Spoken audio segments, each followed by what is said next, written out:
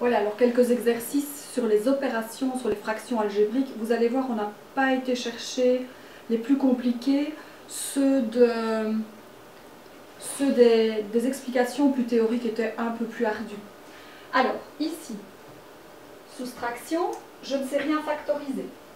Donc, je pose des conditions d'existence, 3 différents zéros, 3 différents zéros. Donc 2x différent de 0, x différent de 0,5, donc x différent de 0. Alors, c'est une soustraction, je dois chercher le dénominateur commun entre 3 et 2x, et bien je fais tout simplement 3 fois 2x. Donc, pour réduire la première fraction, je devrais multiplier 2x par 2x. Et pour la deuxième fraction, je devrais multiplier 3 par 3. Il me reste donc 4x carré moins 9 sur 6x. Alors, soit je laisse comme ça, soit on pourrait imaginer que je me rende compte que je peux factoriser, mais de toute façon, ça n'avance à rien.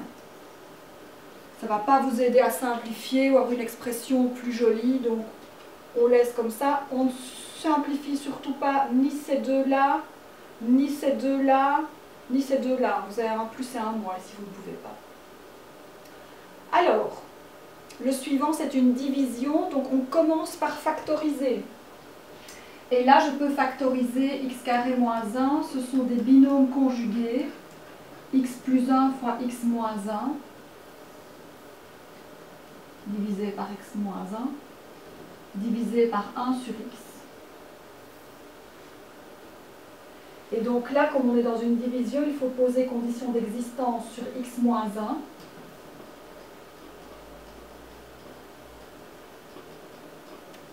Sur le x et sur le 1, mais le 1, il n'y a pas de condition d'existence. Donc l'étape suivante, c'est...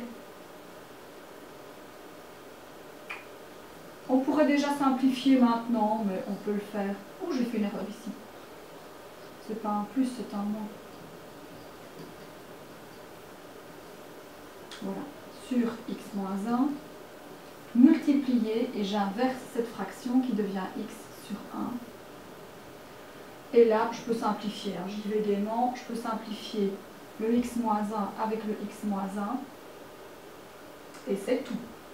Il va donc me rester x plus 1 multiplié par x sur 1 au dénominateur, mais je ne vais même pas mettre. Donc il me reste x plus 1 fois x. Donc on part quand même d'une expression déjà un peu plus élaborée pour arriver à quelque chose de quand même nettement plus simplifié, nettement plus joli. Alors ici c'est une addition. Je peux éventuellement factoriser dans la deuxième fraction en mettant en évidence, mais de nouveau, je ne suis même pas sûre que ça va servir à quelque chose.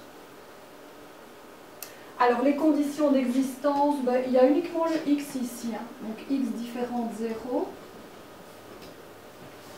Le dénominateur commun entre 2 et x, on les multiplie, c'est 2x. Ça veut dire que je vais devoir multiplier x plus 2 par x, et cette expression-là par 2. Ici, on va faire une distributivité simple, et ici aussi. Donc, x carré plus 2x plus 2x carré plus 2x.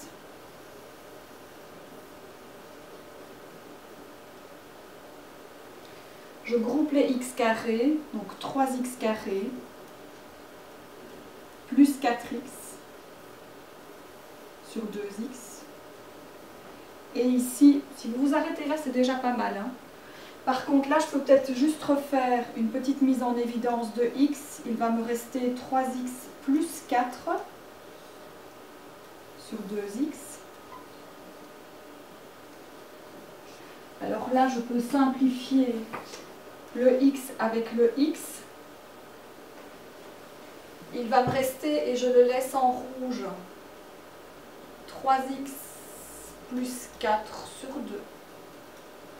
Et je ne peux plus rien simplifier. Ah, le suivant, c'est un beau, très très beau. Factorisation. Binôme conjugué. X plus 3 fois x moins 3. Trinôme carré parfait. Mise en évidence. Waouh. Waouh. Il y a vraiment de tout là-dedans. Alors, conditions d'existence. X plus 3 différent de 0, donc x différent de moins 3. Et là, c'est en fois, donc on peut y aller pour simplifier. Bah, en même temps, y aller, il n'y a pas grand-chose à simplifier. X plus 3 avec x plus 3.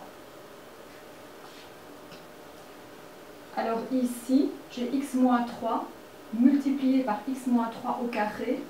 C'est comme si j'avais en fait x moins 3 au cube. 3 fois 3, 9. Et je dois m'arrêter là. J'espère que ça commence à aller un petit peu. Alors ici, on peut faire une mise en évidence de 5.